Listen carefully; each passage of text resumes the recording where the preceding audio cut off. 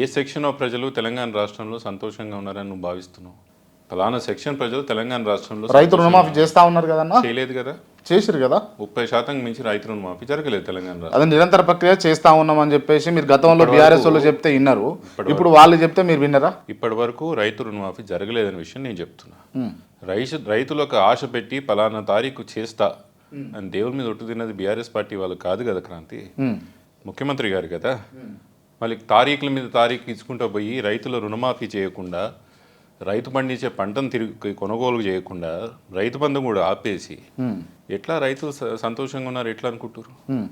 వాళ్ళు ఒక సెక్షన్ అయితే, నిరుద్యోగులు ఒక సెక్షన్. ఏమన్నారు? మేము అధికారంలో రాగానే 2 లక్షల ఉద్యోగాలు సంవత్సరానికి ఇస్తామని చెప్పిర్రా? ఎన్ని ఉద్యోగాలు ఇచ్చిండ్రు? పాత నోటిఫికేషన్లు, పాత ప్రభుత్వం ఇచ్చిన ఎగ్జామినేషన్సే ఇప్పుడు మళ్ళీ మీరు గవిట్ని సర్టిఫికేట్స్ ఇచ్చి దాని నియామక పత్రాలు ఇచ్చి అదే మేము ఇచ్చినట్టు మీరు మాట్లాడితే ఎట్లా క్రాంతి? మహిళలు గ్రామాల్లో మన కరెంటు పరిస్థితి ఎట్లున్నది, మంచినీటి పరిస్థితి ఎట్లున్నది? మీరు ఇస్తాన్న 2,500 ఏమైంది? పెన్షన్లు టైంకి వస్తున్నాయా లేదా? ఎవరు సంతోషంగా ఉన్నారు క్రాంతి? వీళ్ళున్నారు వాళ్ళు ఉన్నారు అని చెప్పు. నీకేమన్నారు? 2 మార్కులు కూడా అతి కష్టంగా ఇవ్వాల్సి వస్తుంది. రేవంత్ రెడ్డి గారి ప్రభుత్వం కంప్లీట్ ఫెయిలియర్ ప్రభుత్వం. నాకున్న వంటి అనుభవంలో ఇంత తక్కువ కాలంలో ఇంత ఘోరమైన వ్యతిరేకత తెచ్చుకున్న భారతదేశ చరిత్రలోనే రేవంత్ రెడ్డి గారికి రికార్డు దాక్కుతుంది. రైట్. తెలంగాణకు 2025లో కొత్త సీఎం వస్తున్నాడు, దానికోసం కేటీఆర్ ఢిల్లీకి పోయి పావులు కదుపుతున్నాడు అని అన్నది అంశం. వస్తాడా? నాకైతే నమ్మకం లేదు. కాంగ్రెస్ పార్టీ ప్రస్తుతం ఉన్న పరిస్థితుల్లో ముఖ్యమంత్రులు మారుస్తారు, ముఖ్యమంత్రిని మార్చి కొత్త ముఖ్యమంత్రిని తీసుకొస్తారు అనే ఒక కాంగ్రెస్ పార్టీ అంత గట్టిగా ఉందని నమ్మకం లేదు, నాయకత్వంలో అంత ధైర్యం ఉందని నమ్మకం కూడా లేదు. అంత మాత్రాన ఇదేదో ముఖ్యమంత్రి గొప్పగా చేస్తున్నాను కాదు, కాంగ్రెస్ పార్టీ బలహీనత అది. ముఖ్యమంత్రి బాగా చేయకపోయినా అదానితో చేతిలో చేసి పనిచేస్తున్నా ఈడున్న బీజేపీలతో, ప్రధానమంత్రితో, అమిత్ షాతో నిత్యం అంటనాగుతూ పనిచేస్తున్న ముఖ్యమంత్రిని మార్చలేనితనం కాంగ్రెస్ పార్టీ యొక్క బలహీనత అది. అయినా కూడా నేను మారుస్తానని అనుకుంటలేరు. కాంగ్రెస్ పార్టీకి శక్తి. కేంద్రంలో అధికారంలో ఉన్న పార్టీతోటి రాష్ట్ర ముఖ్యమంత్రి చనువుగా ఉంటే తప్ప? చనువుగా ఉండడం వేరే, రాజకీయాలు చేయడం వేరే. రాజకీయాలు చేస్తున్నాడా? అమిత్ షా మీద కేసు ఎందుకు విత్డ్రా చేసిర్రు క్రాంతి? బండి సంజయ్ నిత్యం రేవంత్ రెడ్డి గారితో మాట్లాడినప్పుడు ఎందుకు బీఆర్ఎస్ని టార్గెట్ చేస్తూ మాట్లాడుతున్నారు?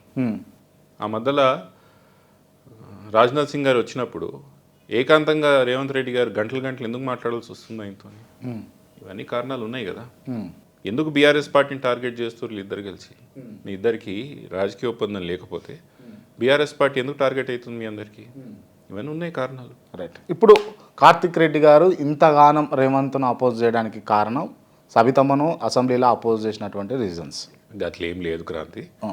అసెంబ్లీలో అమ్మని ఇబ్బంది పెట్టడం రేవంత్ రెడ్డి గారి వ్యక్తిగతంగా ఆయన ఏ స్థాయికి దిగజారిన మనిషి అనేది నాకు అర్థమవుతుంది.